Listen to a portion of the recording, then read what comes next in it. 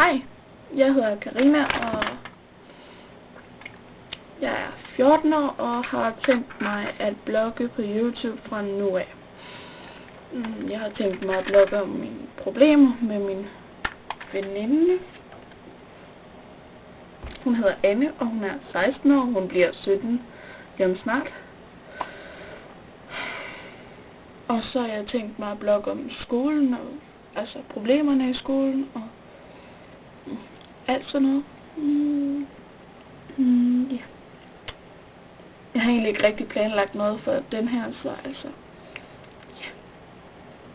Jeg vil bare lige sige hej, og igen, jeg hedder Karina, og er 14 år, og jeg bor i en meget lille by ude på landet i Jylland, Nordjylland. Og min by, den er bare kedelig. Det er helt ekstremt.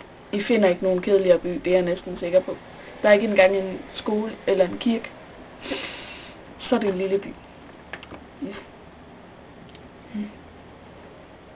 Klokken den er 21:40 lige nu, og jeg overvejer at gå i seng, selvom jeg har sommerferie, fordi ja, jeg har bare sat hjem hele sommerferien. Faktisk, jeg har ikke lavet en skid. Jeg har været lidt sammen med mine veninder, men ellers ikke, eller min veninde. Og så har jeg været til en enkelt fest, hvor mine briller gik i stykker. Se, den mangler. Jeg ved ikke, om I kan se det, men ellers så kommer det nok i en anden video. Ja, jeg skal tage øjenlæge på. Jeg har fået kontaktlinser. Haha. Så skal jeg tjekke med dem. Ja. Min original hårfarve er brun. Det er afbladet blond, efter jeg havde haft sort hår. Smart. Undskyld, jeg snakker. Jeg slutter for den her gang. Vi ses.